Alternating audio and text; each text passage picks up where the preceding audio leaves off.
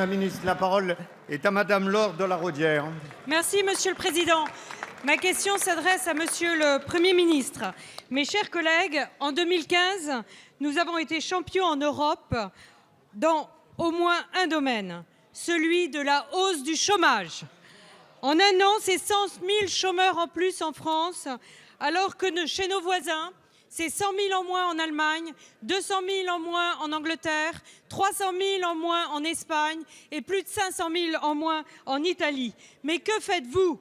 Vous maîtrisez l'art des grandes annonces, l'art de caresser dans le sens du poil les grands patrons et les start-upers. Mais vous ne faites que des demi-mesures, toujours prises en urgence, quand le mal économique est déjà fait. Comme dans beaucoup de domaines, votre politique relève d'un cynisme absolu, loin d'une politique d'action et de résultats. Toute réforme structurelle relève du mirage. À titre d'exemple, la question du temps de travail.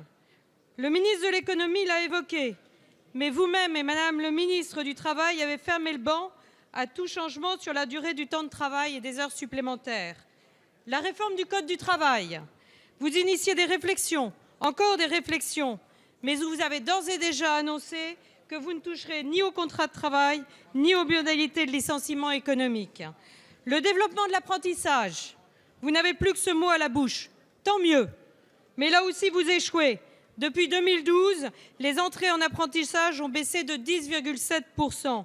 Vous êtes dans l'impasse, plombé par les incohérences politiques de votre majorité et de vos ministres. Pourtant, nous n'avons pas tout essayé. Si vous acceptiez de donner davantage de responsabilités au terrain et de liberté aux chefs d'entreprise et aux salariés, si vous acceptiez de supprimer ces normes qui pénalisent l'embauche et notre économie, vous auriez enfin des résultats.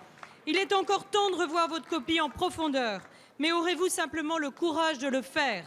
Et allez-vous enfin passer... La parole est à Monsieur le Premier ministre Manuel Valls. Madame la députée, Madame Laure de la Raudière, là aussi, j'ai eu l'occasion de le souligner il y a un instant, en répondant à d'autres questions ici même, sur le courage des réformes, si on regarde le passé. Ce que je sais, et je reprends bien sûr votre phrase, c'est que tout n'a pas été fait, tout doit être tenté, tout doit être essayé pour l'emploi et pour lutter contre le chômage. D'abord, bien sûr, en soutenant notre économie, c'est le sens du pacte de responsabilité, la baisse du coût du travail, du soutien aux entreprises. C'est le sens aussi de la réforme que nous engageons pour le Code du travail, et nous avons commencé d'abord par les principes. Et c'est le rapport que nous avons demandé à Robert Badinter, et c'est ensuite le travail qui suivra. Vous m'interrogez sur le sens de ces réformes. Myriam El Khomri aura l'occasion de venir devant le Parlement, et plus particulièrement d'abord devant l'Assemblée, avec une loi réformant le Code du travail, et tout particulièrement tous les aspects liés à l'organisation du temps du travail. Et je vous rejoins sur un point, c'est sur le fait que nous devons privilégier d'abord la négociation au sein de l'entreprise, au plus près de la réalité que vivent les entrepreneurs et les salariés. Elle a même fait une proposition, notamment quand il y a une difficulté, que l'on puisse s'engager sur la voie du référendum. Mais sur les principes, puisque vous m'interrogez, et si c'est ça qui fait la marque d'une réforme, Robert Badinter et sa commission ont bien posé les problèmes et ont rappelé deux principes que je me permets de rappeler.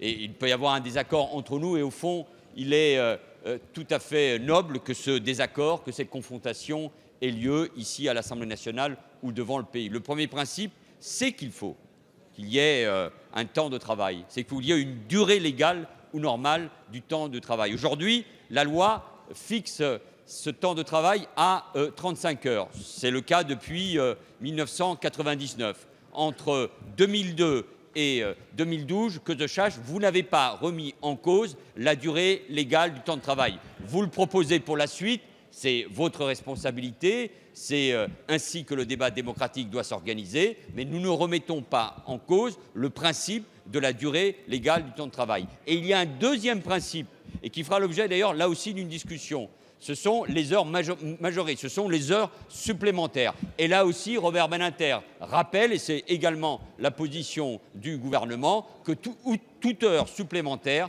doit être payée comme une heure supplémentaire. Va s'engager le débat sur le niveau de ces heures supplémentaires. Ça sera à l'occasion et du débat avec les partenaires sociaux et de la loi. Il faut des réformes respectueuses des principes, des réformes qui ne soient pas des proclamations, mais des réformes qui soient utiles à l'économie, c'est-à-dire aux entrepreneurs pour qu'ils aient plus de liberté et aux salariés pour qu'ils aient davantage de protection.